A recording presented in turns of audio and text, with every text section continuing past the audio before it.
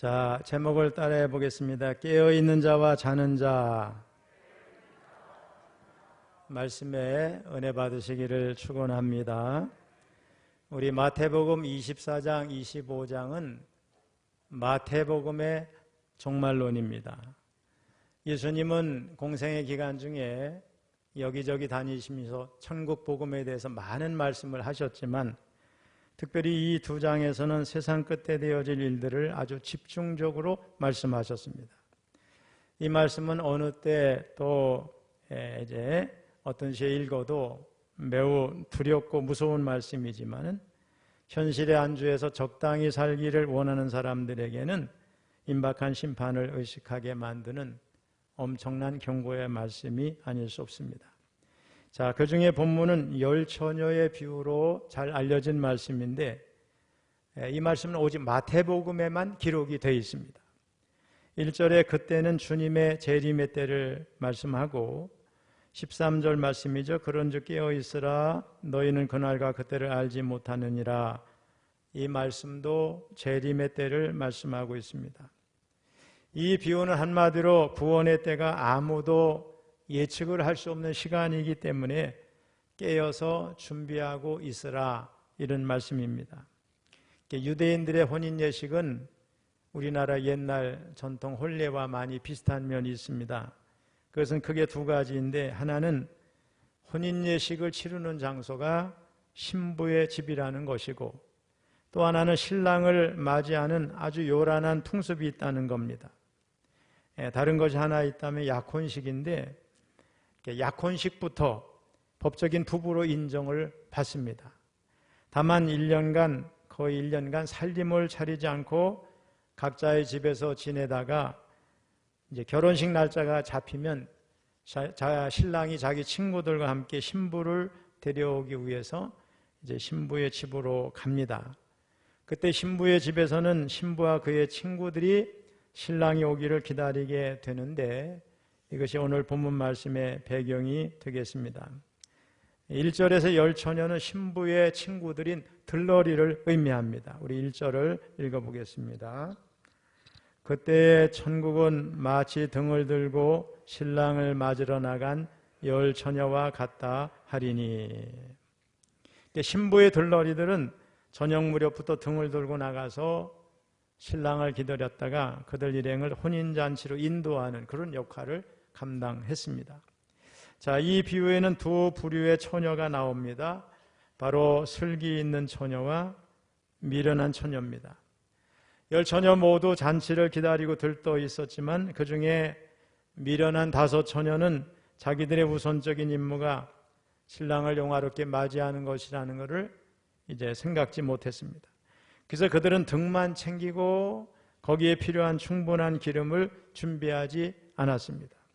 그러나 다른 슬기 있는 다섯 처녀는 자기들의 임무가 신랑을 집으로 안내하는 것임을 기억하고 등과 함께 기름도 준비했습니다.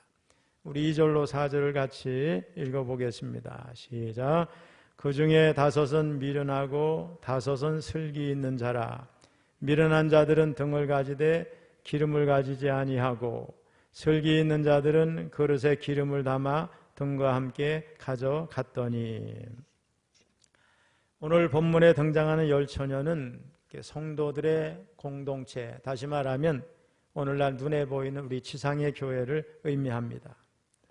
그리고 등을 가졌지만 기름을 준비하지 못한 미련한 처녀들은 거듭나지 못한 사람들, 또 신앙과 생활의 조화를 이루지 못하는 사람들로 우리가 이해할 수 있습니다.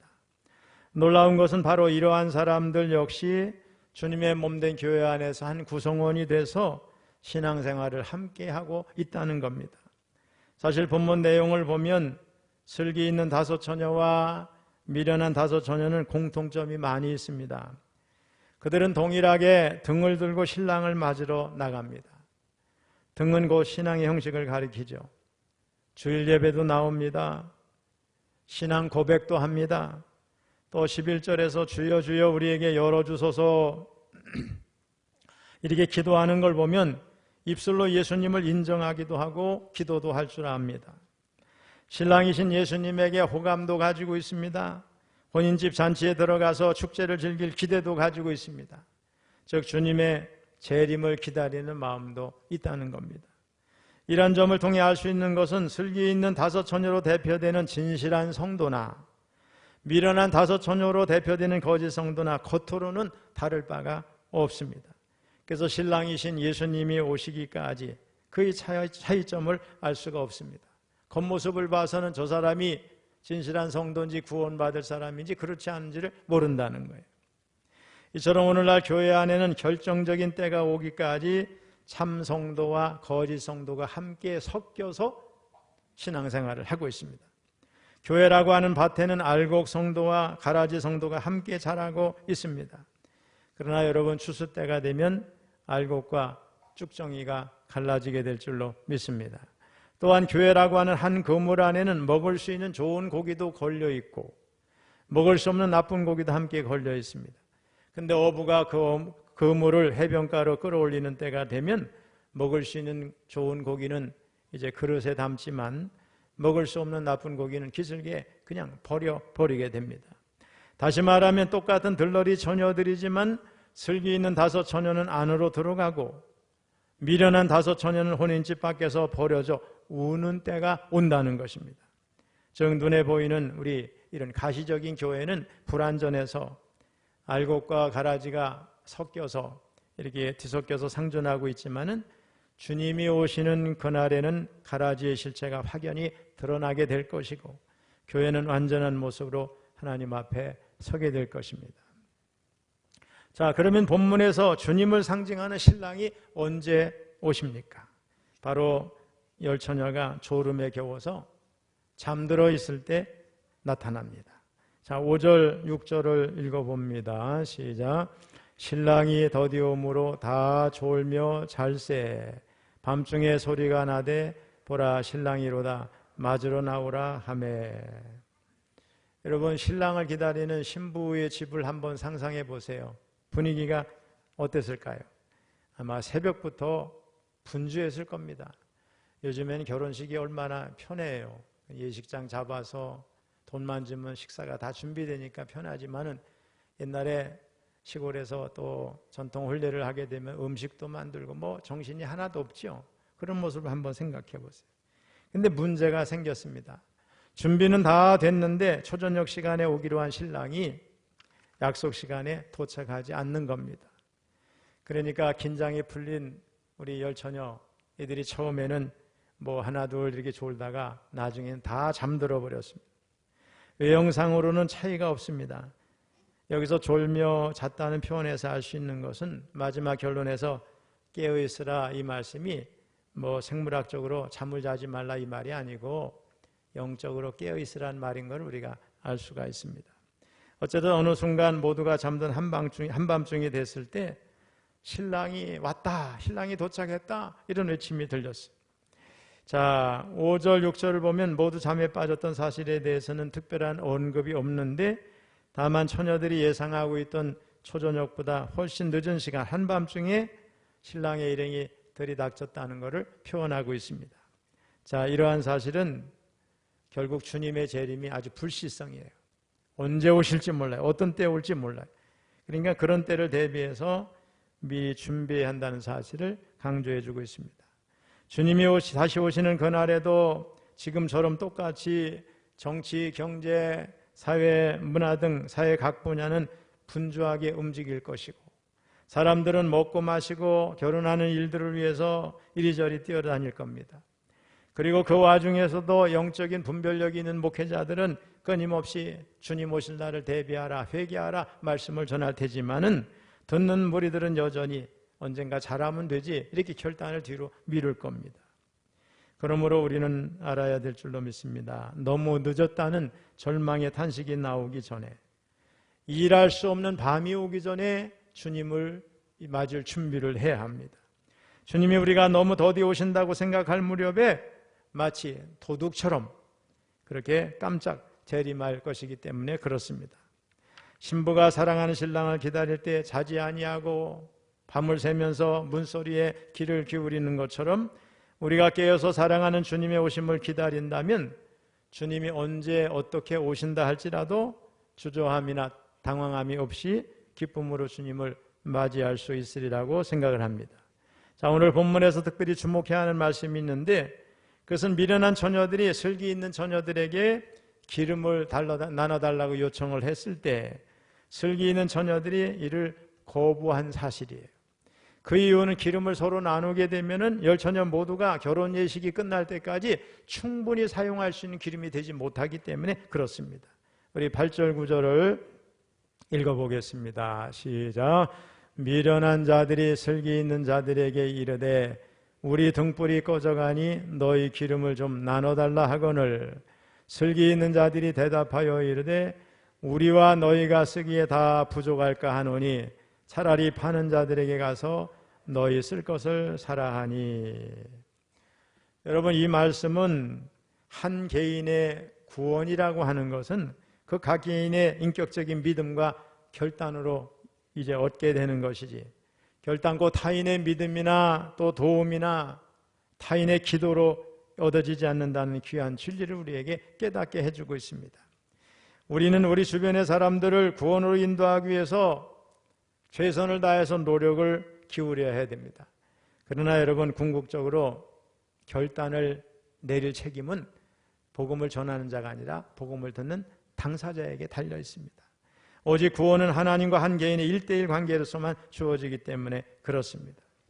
신랑이신 예수님이 오실 때 우리들은 각각 자기만의 등불을 가지고 주님을 맞이할 수 있는 것이지 결코 남의 기름을 빌릴 수가 없어요. 그날에 우리는 우리를 사랑하는 부모, 아내, 남편, 자식, 그 어떤 사람에게 내 기름이 떨어지니 내게 지금 기름을 빌려달라 해도 결코 빌려주지 않는다는 거예요. 구원이라는 건 대신해 줄 수 없다는 거예요. 주님 앞에 서는 날에 주님, 제 어머니를 좀 보세요. 밤낮 저를 위해서 눈물로 기도해 오셨습니다. 이렇게 주님 앞에 말씀을 드리면 주님은 나는 내 믿음을 보기를 원한다. 내 믿음이 지금 어디 있느냐? 이렇게 반문하실 줄로 믿습니다. 그러므로 지금 내 아내, 내 남편의 믿음이 좋다고 안심해서는 안 돼요. 내 부모님의 믿음이 좋다고 신앙의 게으름을 피우면 안 됩니다. 우리 교회 젊은이들 가운데는 부모님이 열심히 교회 나오니까 자기 믿음이 좋은 줄 알아요. 전혀 아니에요, 여러분. 부모님이 대신해 줄 수가 없어요. 지금 내가 준비해야 돼요. 그날에는 결코 믿음과 은혜의 기름을 빌릴 수 없다는 걸 기억해야 됩니다. 그렇습니다. 내 영혼의 문제, 내 생명의 문제, 진리와 나와의 문제, 즉 내 구원의 문제는 남들이 어떻게 해줄 수 없는 오직 나만의 문제라는 거 여러분 기억하시기를 축원합니다. 흔히 신앙생활을 열심히 아내를 둔 믿지 않는 남편들이 그런 말을 해요. 저희 집사람 치맛자락 잡고 천국 가면 되잖아요. 이런 말이 있어요. 근데 분명히 알아야 될 것은 천국 가는 티켓은 1인용이에요. 2인 이상이 갈 수가 없어. 이거를 꼭 기억을 해야 돼요. 한 사람 한 사람 자기 구원의 문제, 그걸 위해서 자기 믿음이 필요합니다. 우리나라의 어느 신학대학 총장의 아들이 미국으로 유학을 갔는데 그 아들도 안수받은 목사였어요. 근데 어느 날 미국인 한 학생이 이 목사에게 질문을 했어요. 당신은 예수를 믿습니까? 구원을 받았습니까? 여러분, 목사에게 이런 질문하면 굉장히 좀 당혹스럽기도 하고 어이가 없죠. 그래서 이 질문을 받은 목사가 나는 안수받은 목사고 우리 아버지는 대학의 총장입니다. 이렇게 대답을 했어요. 그랬더니 그 미국 학생이 이렇게 말을 했어요. 당신이 목사인 것, 그리고 아버지가 신학대학 총장이라는 것이 당신이 예수 믿는 것과 당신의 구원과 무슨 상관이 있습니까? 결국 큰 망신을 당했습니다. 우리 감리교를 창시한 웨슬리 목사님도요, 여러분 대단한 사람이잖아요. 옥스퍼드 대학을 나오고 똑똑하기가 이를 데 없고 대대로 집안이 다 명문가예요. 처가 쪽도 그렇고. 그런데 미국에 큰 선교를 해서 좀 이름을 날려보려는 마음을 가지고 미국에 갔는데 미국의 스판겐베르크 목사님이 묻는 거예요. 당신 구원받았느냐고. 여러분, 목사한테 그런 질문이 굉장히 우리로서는 당혹스럽고 이해하기가 어렵지만은 구원이라고 하는 것은 한 개인의 문제예요. 그 사람이 아무리 많은 지식을 가지고 똑똑하고 논리 정연하고 학력이 높아도 주님을 제대로 만나서 영접하지 않으면 구원받지 못한 거죠. 우리는 분명히 알아야 될 줄로 믿습니다. 내 신앙은 어디까지나 내 신앙이고 내 구원은 내 구원일 뿐이에요. 처음부터 끝까지 내 문제라는 것입니다. 10절에는 미련한 5 처녀의 어리석음이 다시 한번 극명하게 드러나고 있습니다. 그것은 바로 그들이 신랑이 올 바로 그 시간을 비우고 또 이미 밤중이라 가게 문도 다 문이 닫혀서 기름을 절대 살 수 없는 그 시간에 기름을 사러 나간 겁니다. 우리 10절을 읽어보겠습니다. 시작. 그들이 살아간 사이에 신랑이 오므로 준비하였던 자들은 함께 혼인잔치에 들어가고 문은 닫힌지라. 여기서 준비하였던 자들은 신랑이 올 것에 대비해서 철저하게 기름과 등을 준비하고 기다렸던 슬기 있는 5 처녀를 가리키는 거예요. 자, 이를 통해서 예수님이 강조하려는 게 뭐냐? 천국은 미리미리 예비하는 자들의 것이라는 거예요. 아울러 닫힌지라, 헬라어 원문상 이거는 그 문이 닫혔다 이런 뜻이에요. 동작의 완료를 나타내요. 이미 문이 굳게 닫혀버려서 다시 열리지 않을 거라고 하는 의미입니다. 한마디로 더 이상의 기회가 다시는 주어지지 않을 최후의 운명이 선고된 겁니다. 이제부터는 그 어떤 회개도 필요 없어요. 문이 닫힌 이후에는 어떤 기도도 통하지 않아요. 어떤 눈물도 통하지 않아요. 여러분 지금 우리가 살고 있는 이 시대를 주님이 초림하셨고 아직 재림이 안 이루어졌잖아요.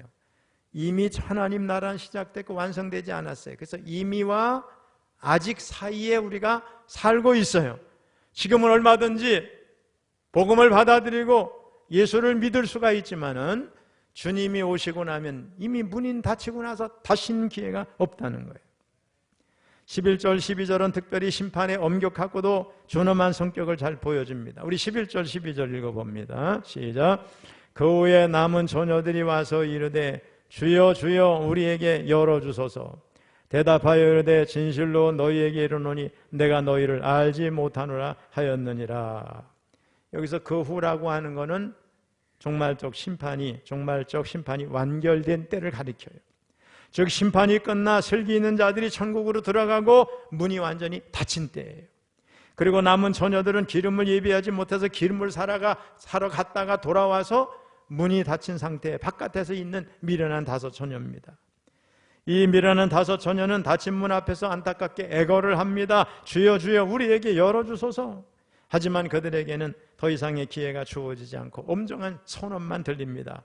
진실로 너희에게 이르노니 내가 너희를 알지 못하노라. 이 선언은 더 이상의 구원의 기회가 없다는 심판 선고입니다. 즉 주님은 그의 오심을 믿음으로 미리 준비한 자들만 구원시킨다는 거예요. 여러분 기회는 늘 있는 게 아닙니다. 잃어버린 기회는 다시 오지 않습니다. 물론 신랑이 오기 전에는 미련한 5 처녀에게도 기름을 살 수 있는 넉넉한 기회가 얼마든지 있었습니다. 그런데 그 기회를 놓쳐버렸어요. 언제든지 마음만 먹으면 기름을 살 수 있다 이런 생각을 가졌던 것이 5 처녀로 하여금 오히려 기회를 놓치게 한 거죠. 우리는 착각을 해요. 기회는 언제나 또 있다고 생각해요. 마음만 먹으면 교회에 나갈 수 있다 생각해요. 어렸을 때 우리 부모님 신앙생활하고 초등학교 때 교회 다니고 이렇게 했는데 내가 지금 먹고 사는 일이 너무 바빠서 그렇지만 내가 언젠가는 교회 갈 거야 이런 생각을 해요. 또 어떤 사람은 나는 마음만 먹으면 언제든지 성경 공부도 할 수 있어. 어떤 사람은 마음만 먹으면 교회 가서 열심히 봉사해서 남들 저 사람보다 더 열심히 할 수 있어 이렇게 생각해요. 그런데 여러분 삶의 기회가 언제나 주어지는 게 아닙니다. 어느 한순간 내 인생의 기회 문이 완전히 닫혀버릴 수가 있습니다. 제가 일부에도 말씀을 드렸는데 첫 목회할 때 교회 앞에 아주 괜찮은 남자분이 있었어요. 그래서 전도를 계속 했죠. 그랬더니 다음에는 가겠습니다. 계속 기다리면 또 안 오고 또 안 오고 그래요. 어느 날은 이번 주 수요일은 꼭 가겠습니다 그래요. 그래서 기다렸죠. 근데 안 왔어요. 근데 기억으로는 토요일쯤 되는 것 같아요. 그 집에서 웬 젊은 남녀가 막 상복을 입고 왔다 갔다 해요. 그래서 이 집에 누가 무슨 일이 있으세요? 이렇게 물었더니 아버지가 돌아가셨대요. 깜짝 놀라서 언제 그러니까 화요일 날일쯤 돌아가셨다는 거예요. 제가 그때 그 생각이 지금까지 항상 있는 걸 보면은 야, 우리 개인의 종말이 언제 있을지 모르겠구나. 이 생각을 늘 하게 됩니다. 그래서 성경은 이렇게 말씀해요. 고린도후서 6장 2절 띄워보세요. 자, 뒤쪽에 보라부터 시작. 보라, 지금은 은혜 받을 만한 때요. 보라, 지금은 구원의 날이로다. 여러분, 지금이 바로 그때인 줄로 믿습니다. 지금 하나님의 영광스러운 구원에 참여할 수가 있습니다. 어쩌면 내일은 나의 시간이 아닐 수도 있어요. 기회의 문이 닫힐 수도 있어요. 닫힌 다음에는 후회해도 소용이 없어요. 내가 용서받을 수 있는 기회, 하나님의 말씀을 공부할 수 있는 기회, 교회 와서 이곳에 이것저것 열심히 섬기고 봉사할 수 있는 기회, 여러분 언제나 있는 게 아니죠. 성경은 말씀합니다. 하루 동안에 무슨 일이 일어나는지 아무도 모른다는 거예요. 잠언 27장 1절 읽어봅니다. 시작. 너는 내일 일을 자랑하지 말라. 하루 동안에 무슨 일이 일어나는지 내가 알 수 없음이니라. 아멘. 우리 이태원 참사를 생각하면 마음이 엄청나게 아프죠. 많은 젊은이들이 죽었어요. 저는 저희 조카가 죽었을 때 그 아기를 철로 관을 만들어 가지고 비행기를 타고 제주도에 가서 장례를 할 때의 생각이 지금도 잊혀지질 않아요. 가까운 혈육, 그것도 나이 든 사람이 아니라 아기가 죽었다고 그럴 때, 여러분 젊은 사람이 죽었다. 그것도 아들과 딸이다. 이거 부모에게는 정말 엄청난 충격이고, 저는 그 이태원 참사를 당한 우리 젊은이들의 부모님 마음은 우리가 아무리 생각해도 헤아리기 어려울 정도로 고통스러울 것 같아요. 여러분 세월호 사태도 그렇지만 거기에 젊은 자녀를 잃은 부모님들이 직장을 그만두고 고통 속에 떠들다가 암이 걸리고 그냥 인생을 또 스스로 끝내기도 하고 참 고통스러웠어요. 젊은이라고 내일은 나는 아직도 100세 이상은 살겠지 이런 생각을 하면 안 됩니다. 우리에게 내일은 나의 시간이 아니에요. 우리가 이걸 꼭 기억을 해야 돼. 지금이 중요합니다. 코로나도 이제 전 세계에 보니까 세계보건기구에서 전 세계 인구의 90%가 면역이 형성이 됐대요. 중국도 이제 막 시위가 일어나고 그러니까 2월부터는 다 오픈한다는데 우리도 실내 이제 마스크 해제하려고 지금 준비하고 있잖아요. 저는 코로나가 이렇게 길게 왔지만 우리 교회가 예배를 포기하지 않은 게 너무 감사해요. 우리가 새벽기도 신 적이 있나요? 한 번도 없었어요. 우리 교인들 다 이겨냈어요. 군에서도 나오고 도에서도 나오고 그러지만 보십시오. 뭘 잘못한 게 있는가. 또 맘카페에서 철원감리교회 목사님은 신천지 아닌가 데모하러 온대요. 그래서 제가 준비하고 있었어. 오면 나가서 얘기하려고. 근데 안 오더라고요. 다 세상이 끝난 것처럼 생각하고 지금도 그게 무서워서 못 나오는 사람들이 있어. 저는 어떤 분이 또 열심히 할 것처럼 보이더니 안 나와.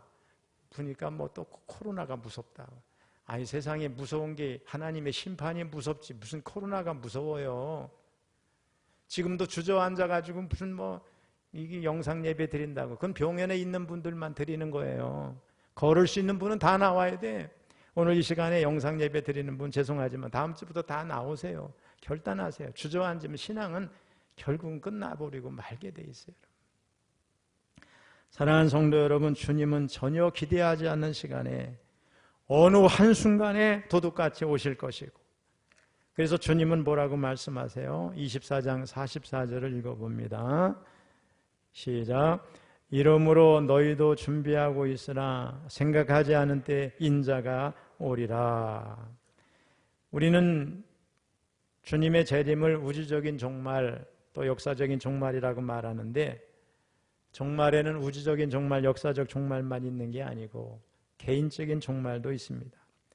오늘 밤에 나 개인의 종말이 올 수도 있어요. 그렇다면 여러분 하나님 앞에 어떤 자세로 서야 될까 결단해야 될 줄로 믿습니다. 우리는 내가 알고 있는 어떤 사람이 하나님의 부르심을 받았다 그러면 그 사건은 나와 관계가 없는 줄 알아요. 근데 여러분 그게 아니에요. 나와 상관없는 사건이 아니에요. 준비해야 될 줄로 믿습니다. 천국은 준비된 신앙의 사람이 들어갑니다. 반면에 지옥은 누가 들어가는가? 지옥은 바로 지금 준비할 시간이 계속 기회가 있었는데 다음에 해야지, 다음에 열심을 내야지, 다음에 신앙을 회복해야지 하고서 뒤로 미룬 사람들이 들어가는 거예요. 지옥은 천국에 들어가고 싶은 마음은 있으나 정작 준비는 뒤로 미룬 사람들로 가득 차 있는 곳이 지옥입니다, 여러분. 은혜의 기름은 동이 났는데 불꽃이 꺼져가고 끓음과 연기만 피어나는데도 여전히 기름 준비를 게을리한 사람들이 가는 곳이 지옥인 줄로 믿습니다, 여러분. 이로부터 준비 없이 맥 없이 신랑만 기다리는 미련한 처녀가 돼서는 안 될 줄로 믿습니다. 항상 스스로 자신의 영혼이 준비됐는가를 점검해야 됩니다. 부족한 기름을 미리 채우는 자만이 혼인 잔치집에 들어갈 수 있음을 확실히 알아야 될 줄로 믿습니다, 여러분.